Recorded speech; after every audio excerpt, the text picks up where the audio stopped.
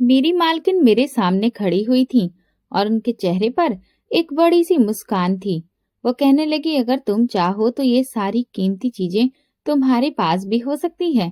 ये बात उन्होंने अपने सोने के हार दिखाकर मुझे कही थी।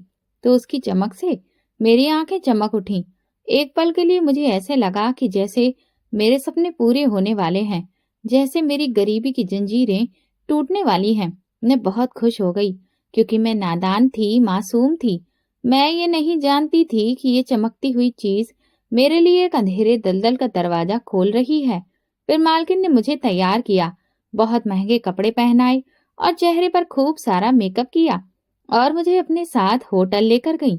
मेरे दिल में भी डर था और उम्मीद भी थी कि शायद अब सब कुछ ठीक हो जाएगा। लेकिन मुझे क्या मालूम था कि ये एक मामूली सी रात नहीं है, बल्कि ये मेरी पूरी जिंदगी बदल देने वाली रात है।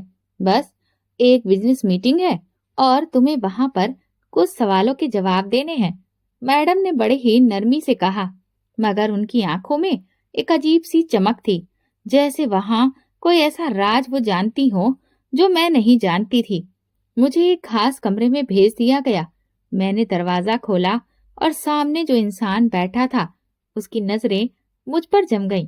कमरे की हर चीज बहुत ही कीमती और खूबसूरत लग रही थी और वो इंसान उसकी अमीरी की कहानी सुना रहा था।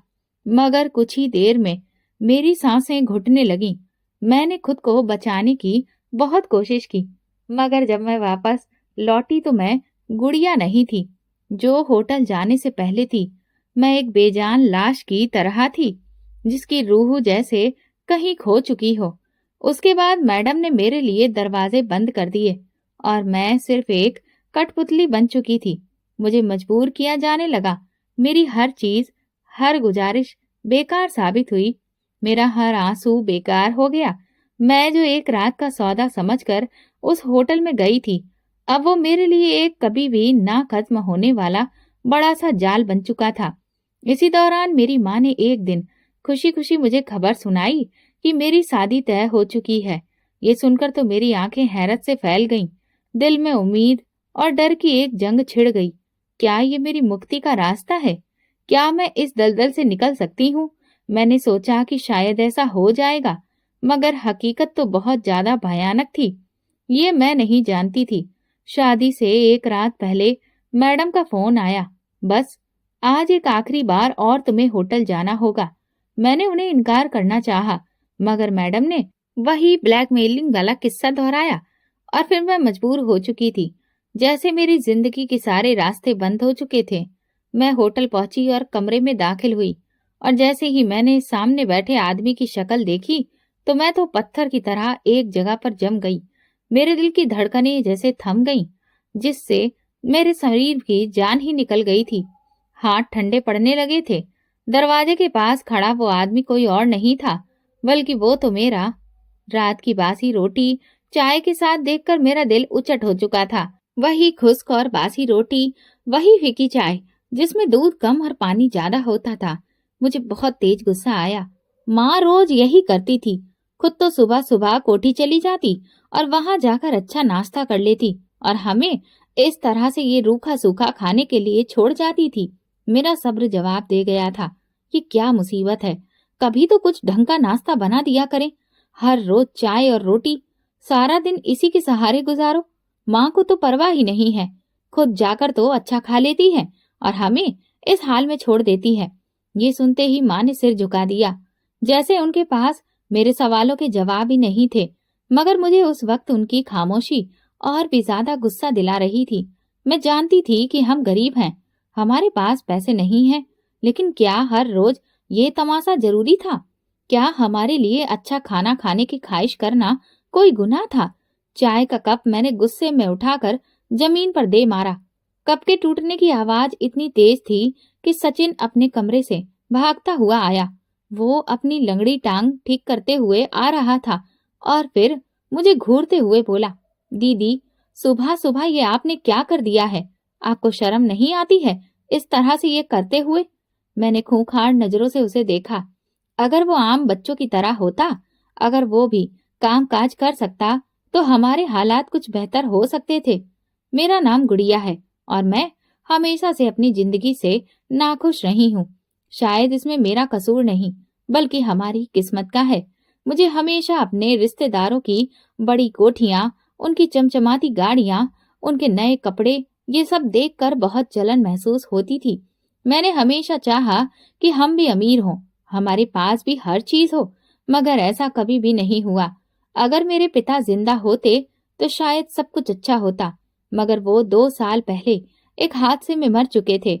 मजदूरी करते हुए वो एक जर्जर इमारत के नीचे दब गए थे और फिर वहीं खत्म हो गए थे। उस दिन के बाद से जैसे हमारे घर में खुशियों का आना बंद हो गया था। माँ जो कभी घर से बाहर नहीं निकलती थी, अब वो लोगों के घरों में काम करने के लिए मजबूर हो चुकी थी। शाम होने को थी और माँ बगैर चाय पिए ही काम पर जा चुकी थी। सचिन भी अपने कमरे से बाहर नहीं आया था। मुझे भी तेज भूख लग रही थी, लेकिन नाश्ते में जो रोटी थी वो अब ठंडी हो चुकी थी और बेकार लग रही थी। मैंने उसे देखकर अपना मुंह बनाया और कहा, मैं ये नहीं खाऊंगी, मुझे ये बिल्कुल भी अच्छी नहीं लग रही। मैंने अपने अलमारी में रखे हुए कुछ पैसे निकाले जो मैंने कुछ दिन पहले छुपाकर रखे थे और फिर चुपके से दरवाजा खोला और बाहर निकल गई। गली में सब तरफ सन्नाटा पसरा था, बस कुछ बच्चे ही खेल रहे थे, मगर ज्यादातर लोग अपने घरों में जा चुके थे। मैं जब घर लौटी तो देखा कि सचिन घर में नहीं था। मुझे लगा कि वो कहीं गया होगा, लेकिन जब काफी देर हो गई तो मैंने मोहल्ले के बच्चों से उसे बुलाकर लाने के लिए कहा। बच्चे मोहल्ले के हर कोने में गए, पास के पार्क में देखा, मैदान में ढूंढा, मगर सचिन कहीं भी नहीं था। जब रात के 10 बज गए और माँ घर वापस आई तो उसने जैसे ही सचिन को पुकारा, मैंने डरते डरते बता दिया कि वो सुबह से घर नहीं लौटा है। मैंने खिड़की से देखा, वो हर राहगीर से सचिन के बारे में पूछ रही थी और सड़कों पर पागलों की तरह भटक रही थी। रात को 1 बजे जब वो खाली हाथ लौटी तो उनकी आंखों में आंसू भरे पड़े थे। जमीन पर बैठकर वो अपना सर थामकर रोने लगी। जो इंसान अपने हालातों पर सुकून नहीं करता, भगवान उसे एक दिन सब कुछ भी दे दे, फिर भी वो सुकून के लिए मारा मारा फिरता रहता है। मैं बिना कोई हरकत किए चुपचाप खड़ी रह गई थी। मेरे दिल में एक अनजाना सा डर बैठ गया था। मुझे लगा कि सचिन के साथ कुछ बुरा हुआ है, और अगर ऐसा था तो इस सब की जिम्मेदार मैं थी। रात का साया गहरा होता जा रहा था, मगर मेरी आंखों से नींद को कोसों दूर थी। माँ सदमे की हालत में बिस्तर पर बैठी हुई थी, मगर मैं जानती थी कि वो सो नहीं रही थी। उनकी बेचैन सांसें, उनके होठों से निकलती हुई सिसकियां और आंखों में छुपी हुई बेबसी, हर चीज चीख चीख कर कह रही थी कि वो अंदर से टूट चुकी हैं। मेरी नजरें भी छत पर जमी हुई थीं, मगर दिमाग में सिर्फ सचिन का चेहरा घूम रहा था। उसकी मासूम आंखें, उसकी कमजोर टांग, उसका वो अंदाज जब वो माँ के लिए चाय बनाता था, उसकी वो मासूम हंसी। मैं कहना, दीदी आप हमेशा इतना गुस्से में क्यों रहती हैं? मुझे तो ये लगा जैसे किसी ने मेरा दिल मुट्ठी में जकड़ लिया हो। मेरी अपनी कही हुई बातें अब मेरे कानों में लगातार गूंज रही थीं। भगवान ने एक भाई दिया, वो भी लंगड़ा। मेरी सांसें बहुत तेज चलने लगी थीं। क्या सचिन को मेरी ही बद्दुआ लग गई? मैं तो उसे दुत्कारा भी नहीं था। मैं बिस्तर से उठी और दबे कदमों से माँ के पास जाकर बैठ गई। मैंने उनका चेहरा देखा, वो बीमार पड़ी थी। मैंने कांपते हाथों से उनका हाथ पकड़ा और पहली बार मुझे ऐसा लगा कि जैसे वो बूढ़ी होने लगी हैं। पिताजी की मौत के बाद तो ऐसा लगा कि वो और 10 साल बड़ी हो गई थीं, और आज सचिन के लापता होने के बाद वो शायद और 10 साल उम्र में बड़ी हो गई थीं। भगवान करे कि सचिन सही सलामत हो। मैंने जिंदगी में पहली बार सच्चे दिल से ऊपर वाले से दुआ मांगी थी। सुबह होते ही माँ ने मोहल्ले के सभी लोगों को जमा कर लिया। वो हर दरवाजे दरवाजे जाकर सचिन के लिए पूछ रही थी, मगर किसी को कुछ भी मालूम नहीं था। मुझे लगता है कि अब हमें पुलिस के पास जाना चाहिए, माँ ने एक आखिरी उम्मीद के तौर पर मुझसे कहा। फिर हम पुलिस स्टेशन की तरफ निकल गए। पुलिस स्टेशन का रास्ता पूरा बदबू से भरा पड़ा था। ऐसा लग रहा था कि जैसे कई दिनों से वहां पर सफाई ही नहीं हुई हो। एक सिपाही ने हमें बाहर ही रुकने का इशारा किया और फिर वो कुर्सी पर बैठते हुए बड़ी ही बेरुखी से बोला, हाँ बताओ क्या मामला है? माँ ने कांपती हुई आवाज में सचिन के बारे में बताया।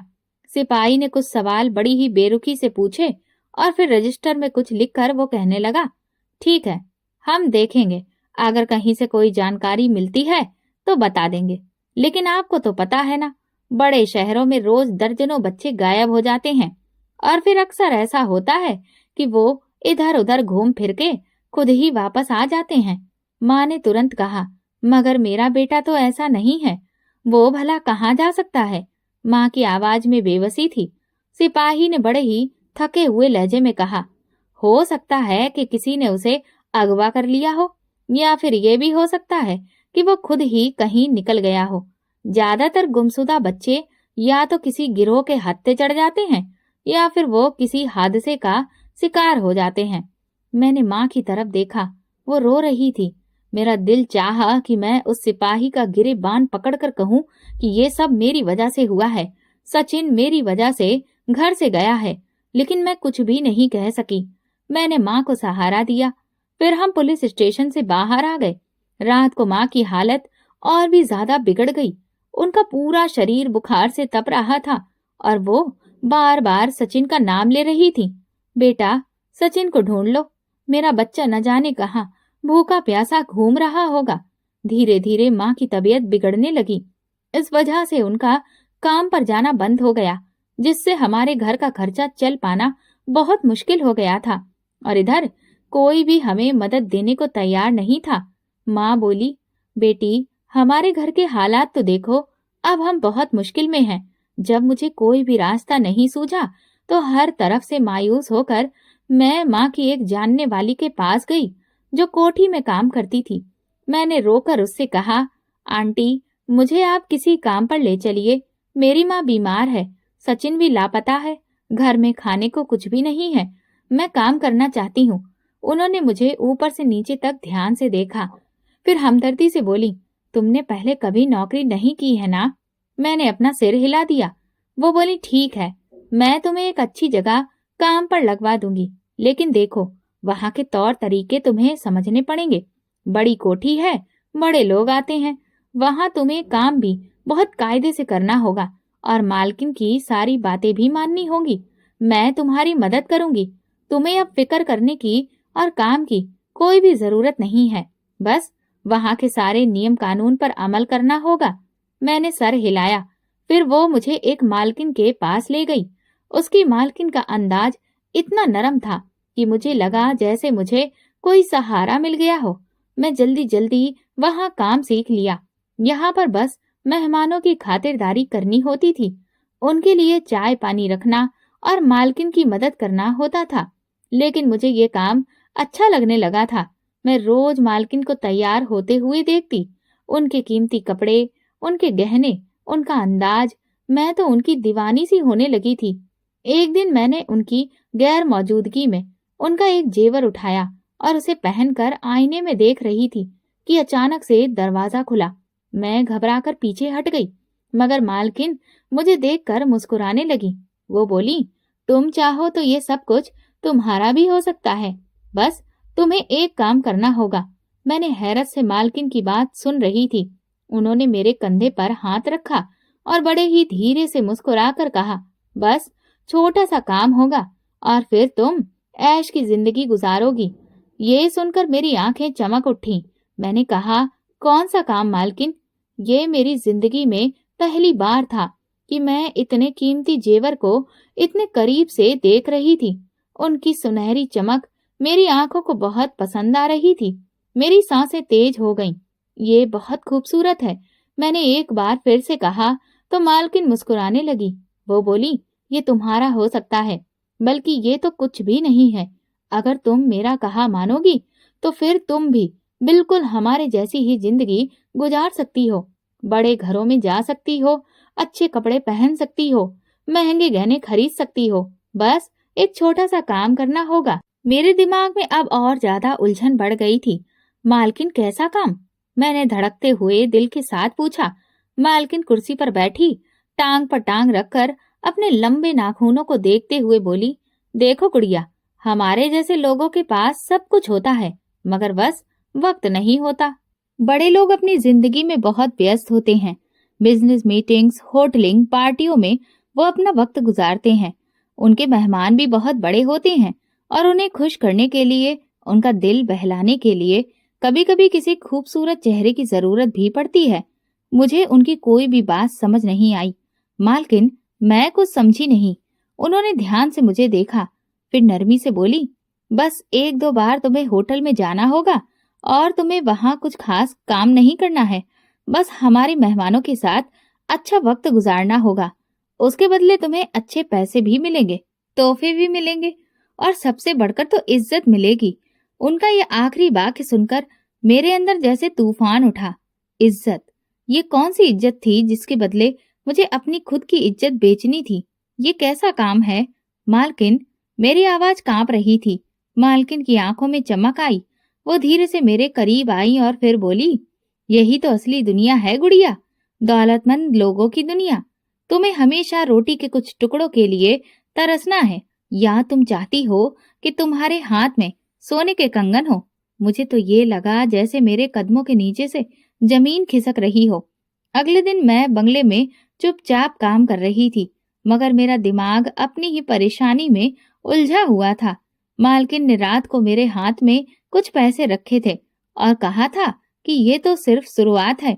अगर तुम तैयार हो तो कल शाम मेरे साथ होटल चलो, तुम्हारी जिंदगी पूरी तरह से बदल जाएगी। क्या सच में? मेरे हाथ में अब कुछ 1,000 रुपए थे, जो शायद माँ की दवाई और कुछ दिन के खाने के लिए काफी थे। सचिन लापता था और मेरी माँ बीमार थी और इधर मैं जिंदगी की मुश्किल में फंसी हुई थी। मैंने सोचा कि आखिर इसमें नुकसान क्या है, मैं सिर्फ होटल जाकर मालकिन की किसी मेहमान से बात ही तो करूंगी। अगर मुझे अच्छा नहीं लगा तो फिर मैं वहां से वापस आ जाऊंगी। यही सोचकर मैंने खुद को निश्चिंत कर दिया। मैं तो सिर्फ माँ और सचिन के लिए ये सब कर रही हूँ। मैंने खुद को तसल्ली दी, लेकिन मेरे दिल के किसी कोने में एक आवाज अभी भी मुझे सतर्क कर रही थी। शाम के वक्त मालकिन ने मुझे तैयार होने के लिए कहा। मैंने बंगले के ड्रेसिंग रूम में जाकर खुद को आईने में देखा। मेरे सामने गुड़िया खड़ी थी, मगर आज वो कुछ अलग लग रही थी। ऐसा लग रहा था कि जैसे गरीबों का दाग धुल गया था, जैसे मैं भी किसी अमीर परिवार की लड़की हूँ। ये कपड़े पहन लो। मालकिन ने एक बहुत ही महंगा चमचमाता हुआ ड्रेस मेरी तरफ बढ़ाया। मैंने वो ड्रेस हाथ में लिया। वो बहुत ही मुलायम और खूबसूरत था, मगर मेरे दिल में एक अजीब सा बोझ बढ़ता जा रहा था। चलो जल्दी करो, वक्त हो गया है, मालकिन ने कहा और मैंने धीरे से ड्रेस पहना। फिर से खुद को आईने में एक बार देखा। क्या ये मैं ही हूँ या फिर कोई और है? मुझे तो यकीन ही नहीं हो रहा था। गाड़ी में बैठते वक्त मेरे हाथ पसीने से भीग रहे थे। रिलैक्स हो जाओ गुड़िया, मालकिन ने मेरे हाथ थपथपाए। ये सब तुम्हारी भलाई के लिए है। मैं खामोश रही। गाड़ी शहर के एक मशहूर होटल के सामने जाकर रुकी। दरवाजे पर खड़े गार्ड ने झुककर सलाम किया, जैसे हम कोई खास मेहमान हो। होटल की वो बिल्डिंग बहुत ऊंचाई तक गई थी और पूरी तरह से रोशनी में नहाई हुई थी। मैंने जिंदगी में कभी इतनी चमक धमक नहीं देखी थी। इतनी महंगी गाड़ियां, महंगे ड्रेस पहने हुए लोग, कीमती परफ्यूम की खुशबू, सब कुछ किसी सपने के जैसा था। हम होटल के अंदर दाखिल हुए। मैंने नजरें झुका ली, मगर मेरे कानों में मालकिन की आवाज गूंज रही थी। बस थोड़ी हिम्मत करो गुड़िया, यहाँ आकर सब लड़कियां डर जाती हैं, मगर जो एक बार कदम रख लेती हैं, वो कभी भी पीछे नहीं हटती। मेरे कदम लड़खड़ा रहे थे, मगर मैं फिर भी आगे बढ़ रही थी। हम लिफ्ट से उस खास फ्लोर पर पहुंचे। यहाँ बड़े लोग आते हैं, बहुत खास मेहमान, मालकिन ने धीरे से कहा। इस फ्लोर पर होटल का एक महंगा स्वीट था, जहाँ एक अरबी शेख बैठा था। उसके साथ कुछ और अमीर मर्द भी थे, जो कीमती घड़ियां और सूट पहने हुए थे। मैडम ने मेरा परिचय करवाया। ये मेरी खास दोस्त है गुड़िया, बहुत मासूम, बहुत खूबसूरत है। शेख ने मेरी तरफ गौर से देखा, जैसे वो मुझे परख रहा हो। फिर वो मुस्कुराया। तुम बहुत हसीन हो लड़की। ये सुनते ही मेरे गले में जैसे कांटे अटक गए। नर्वस मत हो, यहाँ सब तुम्हारे वेल विशर्स हैं, शेख ने नरमी से कहा और जूस का गिलास मेरी तरफ बढ़ाया। मेरे हाथ कांपने लगे। पी लो, कुछ भी नहीं होगा। मालकिन ने धीरे से कहा। मैंने आहिस्ता से गिलास अपने मुंह से लगा दिया। उसका जूस का स्वाद अजीब सा था। जैसे ही मैंने एक घूंट भरा, मेरा दिमाग बोझिल होने लगा। मुझे हर चीज धुंधली सी दिखने लगी। मुझे ऐसा लग रहा था जैसे मेरे शरीर में ताकत खत्म हो रही हो। मैं खुद को संभालने की कोशिश कर रही थी, मगर सब कुछ धुंधला हो गया था और फिर पूरी तरह से अंधेरा छा गया। जब मुझे होश आया तो मेरा शरीर जैसे किसी बोझ तले से दबा हुआ था। आंखें खोलने की हिम्मत ही नहीं हो रही थी, मगर मेरे कानों में होटल के बाहर की हल्की हल्की आवाज आ रही थी। सर में बुरी तरह से दर्द था, जैसे किसी ने मेरे होशो हवास छीन लिए हो। मैंने धीरे धीरे आंखें खोली। सामने छत का झूमर हल्की हल्की रोशनी दे रहा था। जब मैंने नजरें इधर उधर दौड़ाई तो देखा कि मैं एक बड़े महंगे होटल के कमरे में थी। मेरा सर भारी था, शरीर में जान नहीं थी और कपड़े बिखरे हुए थे। या ये कहूँ कि मैं कहाँ हूँ। और फिर जैसे यादों का दरवाजा खुल गया, मैंने खौफ से तकिए के नीचे अपना हाथ रखा, जैसे वहां से कोई भी चीज अपनी सुरक्षा के लिए मैं निकाल सकूं। मगर सच्चाई ये थी कि क्या अब मेरे पास खुद को बचाने के लिए कुछ भी नहीं बचा था। मेरी आंखों में आंसू आ गए। मैंने अपने हाथों से अपना चेहरा छुपा लिया। ये मैंने क्या कर दिया? दिल कर रहा था कि मैं चीखने लगूं, मगर मेरी आवाज जैसे मेरे गले में ही दब गई थी। दरवाजा धीरे से खुला। मैंने घबरा कर देखा। मालकिन अंदर दाखिल हो रही थी। वो बहुत ही आराम और सुकून के साथ चल रही थी, जैसे कुछ हुआ ही नहीं हो। उनके हाथ में एक सफेद लिफाफा था जो यकीनन पैसों से भरा हुआ था। तुमने बहुत अच्छा काम किया है गुड़िया, वो मुस्कुराते हुए बोली। ये तुम्हारा इनाम है। मुझे लगा जैसे किसी ने मेरे चेहरे पर तमाचा मारा हो। मैंने कांपते हाथों से चादर खुद पर लपेटी और बेयकीनी से उन्हें देखा। मालकिन, आपने मुझे धोखा दिया है। मेरी आवाज रुंधी हुई थी। मालकिन ने कहा, क्या? जैसे मैंने कोई बहुत बड़ी बेवकूफी की बात कर दी हो। धोखा नहीं गुड़िया, तुमने अपनी किस्मत बदलने का पहला कदम उठाया है। किस्मत? मैंने बेयकीनी से उनकी तरफ देखा। हाँ, किस्मत। वो आगे बढ़ी, लिफाफा मेरे सामने किया और बोली, ये पैसे तुम्हारे हैं। कल तक तुम्हें कुछ पता नहीं था, मगर आज तुम्हारे पास सब कुछ है। ये दुनिया अमीरों की दुनिया है और तुम इसका हिस्सा बन चुकी हो। मैंने हाथों से लिफाफा पकड़ा, फिर उसे खोला और अंदर झांका। उसमें हजारों के नोट थे, वो रकम जो मैंने कभी सपने में भी नहीं देखी थी। एक पल को मेरे दिल में ख्याल आया कि ये पैसे माँ की दवा के काम आ सकते हैं, सचिन के लिए कुछ किया जा सकता है। मगर फिर सच्चाई मेरे मन में बिजली की तरह कौंधी। ये पैसे मेरी इज्जत की कीमत है। मेरी सांसें तेज हो गईं। मेरे हाथ कांपते हुए गुस्से और बेबसी से मैंने फिर लिफाफा उठाया और जोर से जमीन पर दे मारा। मुझे घर जाना है, मैंने सख्त लहजे में कहा। मालकिन ने अपने कंधे उचकाए, जैसे कोई खास बात नहीं हुई हो। ठीक है, मगर याद रखो, हमारे पास तुम्हारी वीडियोस हैं। अगर तुमने अपनी जुबान खोली तो तुम्हें पूरी दुनिया के सामने बदनाम कर देंगे। ये सुनकर मेरे पैरों तले से जमीन निकल गई। कौन सी वीडियो? मैंने हकलाते हुए पूछा। मालकिन ने एक मक्कारी वाली मुस्कुराहट के साथ अपना फोन निकाला और स्क्रीन पर कुछ दिखाया। ये देखो। मेरी आंखें हैरत और खौफ से फैल गईं। स्क्रीन पर एक एक वीडियो चल रही थी। मैं उस होटल के कमरे में बेहोश थी और वो शख्स जो मेरी दुनिया उजाड़ चुका था। ये सब आपने किया है? ये सब आपने मेरे साथ क्यों किया? मेरी आवाज कांप रही थी। बिल्कुल, मैंने ही किया है, मालकिन ने बड़ी ही बेफिक्री से कहा। ये हमारा काम है गुड़िया। हम अपनी लड़कियों को यूं ही जाने नहीं देते। तुम अगर चाहो तो और भी ज्यादा पैसे कमा सकती हो, वरना हम ये वीडियो आम कर देंगे। मेरे शरीर में झुंझुनी सी दौड़ गई। अगर ये वीडियो मेरी माँ ने देख ली, अगर सचिन जिंदा हुआ और उसने देख लिया, अगर मोहल्ले वालों को पता चल गया। ये सोचते ही मेरे जहन में खौफ की घंटियां बजने लगी थी। अब मैं बुरी तरह से फंस चुकी थी और मुझे कोई रास्ता नजर नहीं आ रहा था। होटल से वापसी पर मैं बिल्कुल खामोश थी। गाड़ी के अंदर मुझे घुटन हो रही थी, मगर मेरे अंदर तूफान उठा था। मेरी आंखें बार बार खिड़की के बाहर अंधेरे को देख रही थी, जैसे वहां से कोई रास्ता निकल आएगा, जैसे वहां रोशनी की कोई किरण हो। मगर सच्चाई ये थी कि मैं अंधेरे के सबसे गहरे हिस्से में गिर चुकी थी। मालकिन मेरे बराबर में बैठी थी। उनके चेहरे पर वही सुकून वाली मुस्कुराहट थी, जैसे उन्हें किसी भी चीज की कोई परवाह ही नहीं हो। जैसे मेरा दुख, मेरी तकलीफ, मेरे आंसू सब कुछ बेमानी थे। ये सब क्या था? मैंने खुद को क्यों नहीं बचाया? मैंने माँ और सचिन के लिए काम करने का फैसला किया था, मगर मैं खुद को इस दलदल में फंसा चुकी थी। मेरी आंखें जलने लगीं, मगर मैंने उन्हें बंद कर लिया। अब यहाँ से निकलने का कोई रास्ता नहीं था। मेरे अंदर एक आवाज धीरे से बोल रही थी। गाड़ी जैसे ही बंगले के दरवाजे पर रुकी, मैंने एक पल गंवाए बिना दरवाजा खोला और तकरीबन दौड़ती हुई अंदर चली गई। मुझे ऐसा लग रहा था जैसे मेरे ऊपर किसी ने कीचड़ फेंक दिया हो, जैसे मेरे पूरे वजूद से बदबू आ रही हो। मैं सीधे बाथरूम में गई, नल खोला और तेज धार पानी अपने चेहरे पर डालने लगी। मैंने अपने बाजुओं को जोर जोर से रगड़ा, अपने चेहरे पर पानी के छींटे मारे, मगर जो एहसास और बेबसी मेरे अंदर जड़ पकड़ चुका था, उसका क्या होगा? ये मैल सिर्फ पानी से नहीं धुल जाएगा। गुड़िया, मेरे दिमाग में मालकिन की आवाज गूंजी।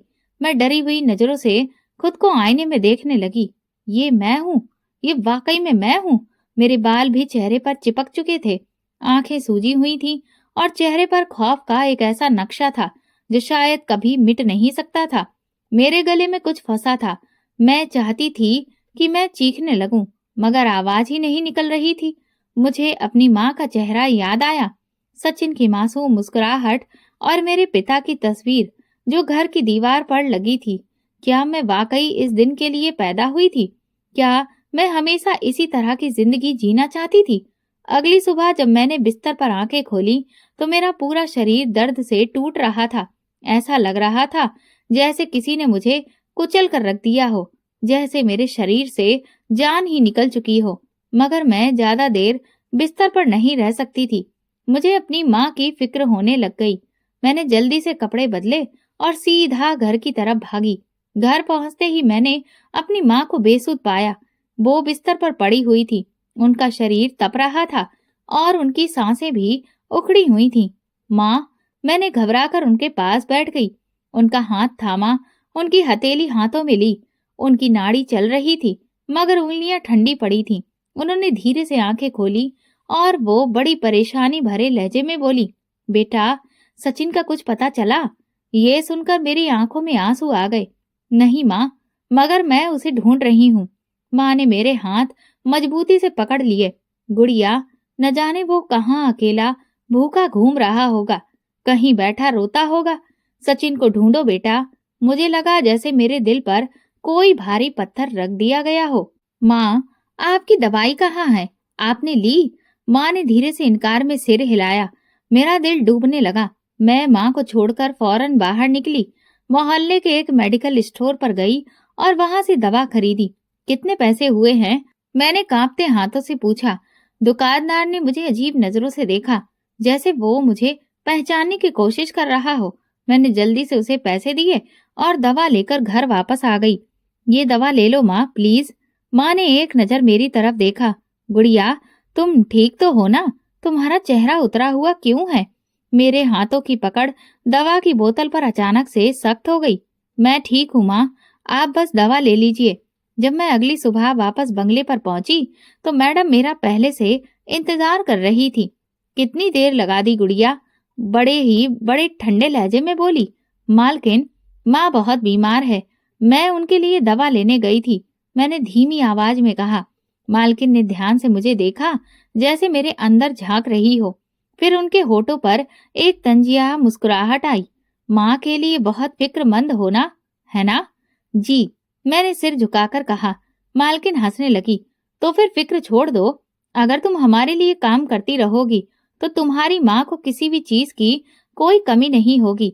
सोचो, अगर तुम रोज इतने ही पैसे कमाओ तो तुम सचिन को भी ढूंढ सकती हो, अपनी माँ का अच्छे अस्पताल में इलाज करवा सकती हो, उन्हें वहां एडमिट करवा सकती हो। क्या तुम वाकई अपनी माँ को रोते हुए देखना चाहती हो? मेरी आंखों में आंसू आ गए। मालकिन की बात सही थी। अगर मेरे पास पैसे होते तो माँ आज बिस्तर पर बेहोश न पड़ी होती। अगर मेरे पास पैसे होते तो सचिन लापता नहीं होता। मगर इन पैसों की कीमत क्या है गुड़िया? मेरे अंदर एक मासूम आवाज धीरे से बोल रही थी। क्या तुम अपनी माँ के इलाज के लिए अपनी इज्जत का सौदा करोगी?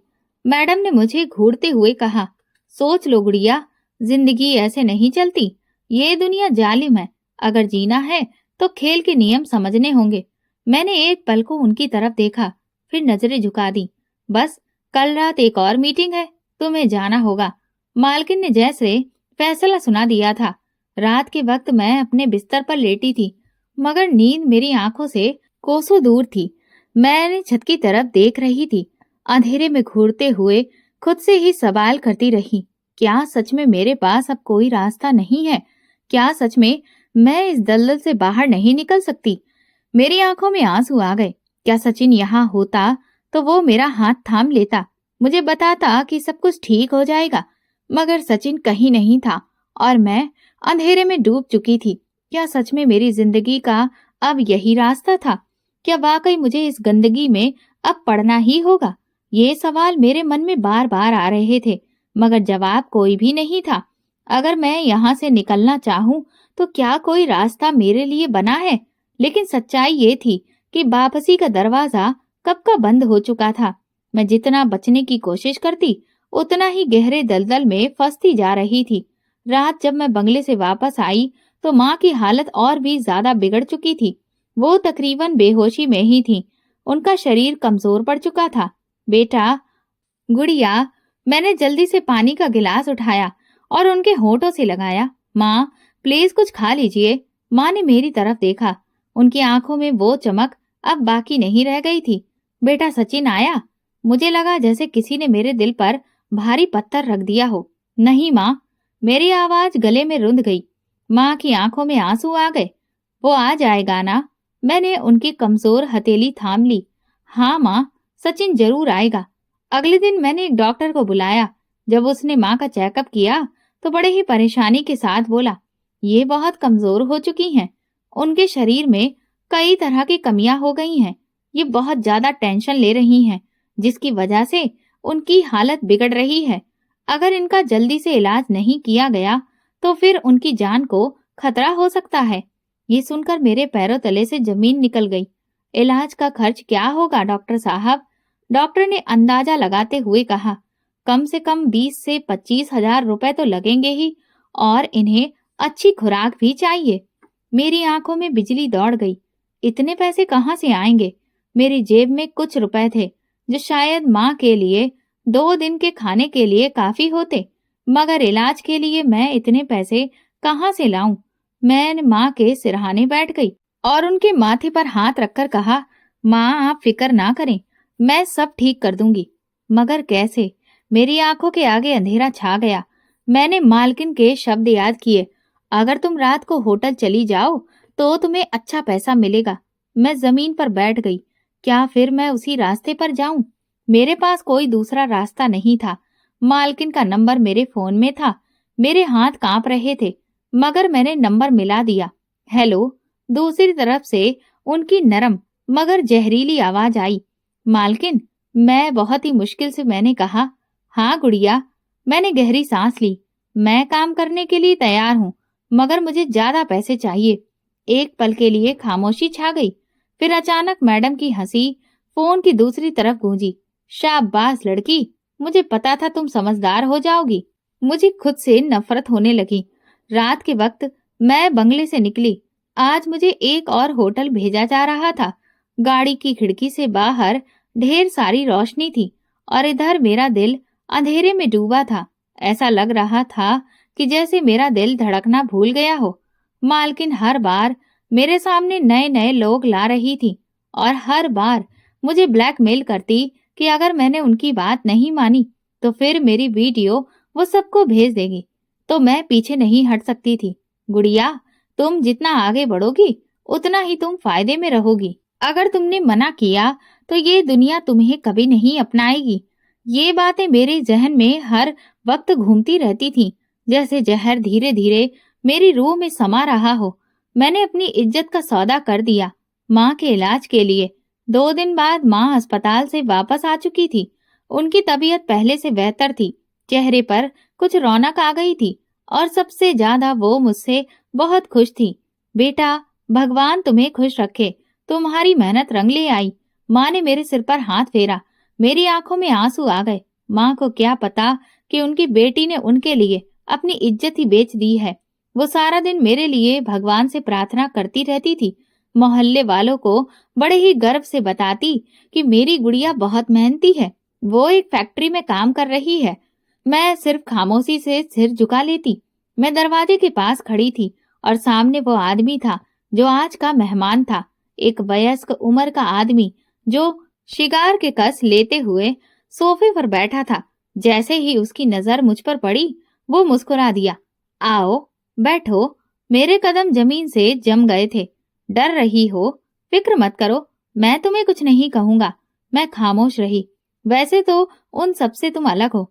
तुम्हारे चेहरे पर मासूमियत है, मगर तुम्हारी आंखों में कुछ और ही कहानी है।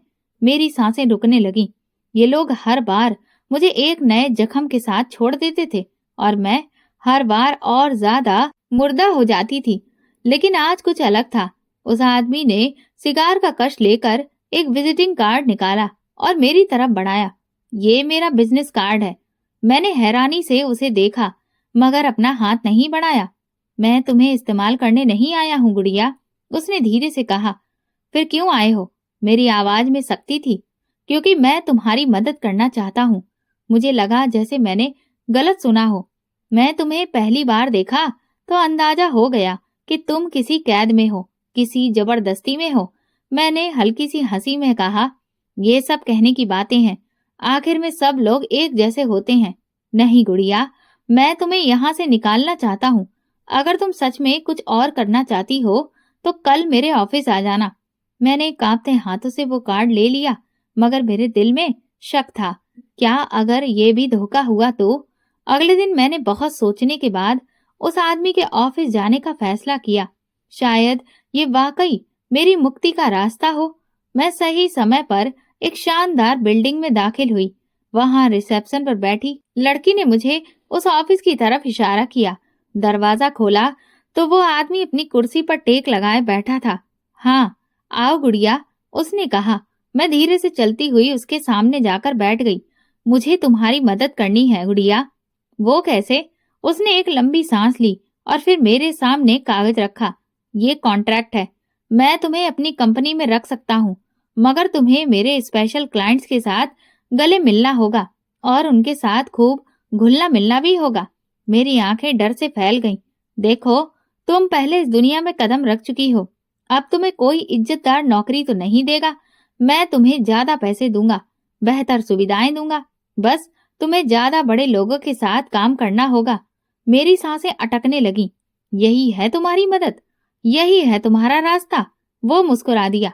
और तुम्हें क्या लगा था मैं वाकई तुम्हारी मदद करने आया हूँ? मेरे हाथ कांपने लगे।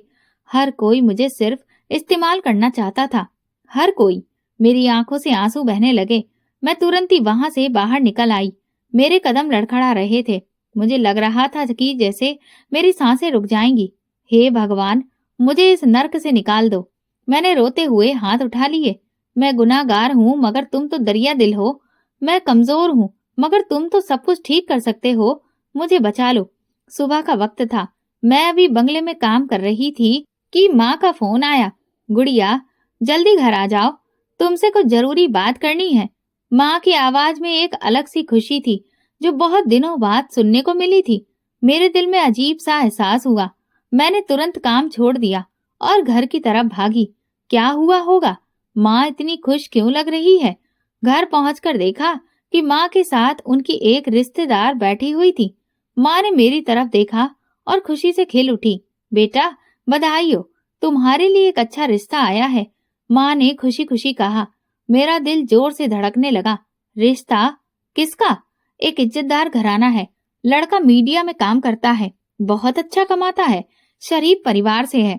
मुझे तो ऐसा लगा जैसे किसी ने मेरे पैरों तले से जमीन खींच ली हो। माँ, मैं इस काबिल नहीं हूँ। मेरी आवाज लड़खड़ा रही थी। माँ ने मेरा हाथ थाम लिया। बेटा, ये भगवान की मेहरबानी है। शायद यही तेरे लिए इस गरीबी से छुटकारा पाने का रास्ता हो। मेरी आंखों में आंसू आ गए। मैं माँ को सच नहीं बता सकती थी। क्या ये रिश्ता मेरे अतीत को जानकर भी मुझे कबूल करेगा? देखते ही देखते शादी की तारीख तय हो गई। मेरी सारी जिंदगी जैसे एक उलझन में फंस चुकी थी। मैं खुश भी थी, लेकिन मैं डरी हुई भी थी। अगर मेरा अतीत सामने आ गया तो, अगर मेरे होने वाले पति ने सब कुछ जान लिया तो। माँ को यकीन था कि मैं एक चरित्रवान लड़की हूँ और मैं उस यकीन को तोड़ नहीं सकती थी। शायद भगवान ने मुझे एक दूसरा मौका दिया है। मैंने दिल ही दिल में प्रार्थना की। मेरी शादी से एक दिन पहले मालकिन ने मुझे अपने पास बुलाया। मालकिन, मैं आज काम पर नहीं आ सकती, कल मेरी शादी है, मैंने डरते डरते कहा। मालकिन ने गहरी नजरों से मेरी तरफ देखा, फिर एक जहरीली मुस्कुराहट के साथ बोली, अरे वाह, बधाई हो गुड़िया। मैंने नजरें झुका ली।